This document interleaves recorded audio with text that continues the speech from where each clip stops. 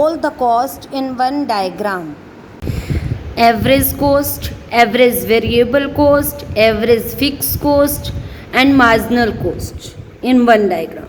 एक ही डायग्राम में हमने इन सबको शो करना है और इनके रिलेशन को भी समझना है. 2 मार्क्स में भी क्वेश्चन आ सकता है कि show average cost, average variable cost, average fix cost and marginal cost in one diagram.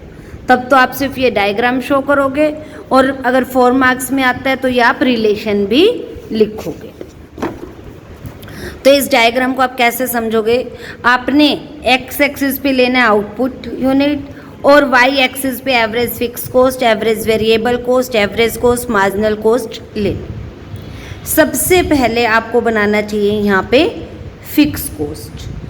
Average जो फिक्स कोस्ट होता है वो आपका हमेशा नीचे की तरफ ही जाएगा, ये वापस ऊपर नहीं जाता कभी भी.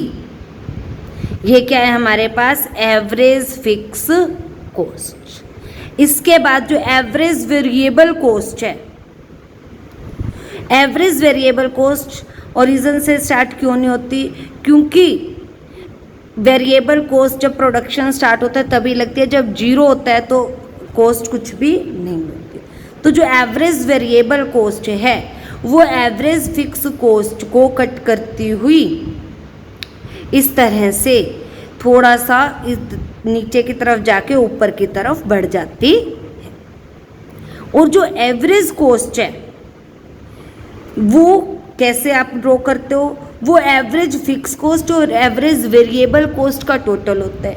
इसीलिए एवरेज कोस्ट इन दोनों को टच ना करते हुए, एवरेज फिक्स कोस्ट और एवरेज वेरिएबल कोस्ट को, ये ऊपर से नीचे आते हुए फिर दोबारा बढ़ना शुरू कर रही है. दैट इज एवरेज कोस्ट, जो हमेशा एवरेज वेरिएबल कोस्ट और एवरेज फिक्स कोस्ट से ऊपर ही रहती है. एट लास्ट आप मार्जिनल कोस्ट ड्रॉ करोगे. जो मार्जिनल कोस्ट है वो एवरेज वेरिएबल कोस्ट के भी मिनिमम पॉइंट पे आएगी और एवरेज कोस्ट के भी मिनिमम पॉइंट पे आएगी. नीचे से स्टार्ट होके ये कहाँ किस किस को कट करेगी? एवरेज वेरिएबल कोस्ट को इसके मिनिमम पॉइंट पे और एवरेज कोस्ट को इसके मिनिमम पॉइंट पे. इस तरह से ये आपका मार्जिनल कोस्ट का डायग्राम बन जाएगा. तो इस तरह एक ही डायग्राम पे आपने ये सभी बना देने हैं. एवरेज फिक्स कोस्ट है वो एक रेक्टेंगुलर हाइपरबोला की फॉर्म में बनेगा. एवरेज कोस्ट में से आप एवरेज वेरिएबल कोस्ट निकाल देते हो तो वो वर्टिकल डिस्टेंस होता है. एवरेज फिक्स कोस्ट आपके पास आ जाती है. और ये रिलेशन इनके मैं पहले भी बता ही चुकी हूँ. टोटल कोस्ट आप कैसे कैलकुलेट करते हो? Average cost multiply by quantity. और अगर एवरेज कोस्ट कैलकुलेट करनी है तो total cost divide by quantity. ये मार्जिनल कोस्ट के लिए. और ये सारे फिलअप्स के फॉर्म में बहुत अच्छे क्वेश्चन बनते हैं. When AC average cost decline, marginal cost declines faster than AC, so that MC curve remain below AC curve. Marginal cost average cost से तब तक नीचे ही रहता है.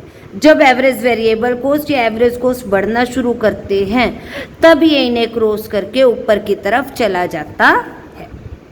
Since marginal cost declines faster than AC, it reaches its lowest point. तो इसीलिए lowest point पे कट करता है.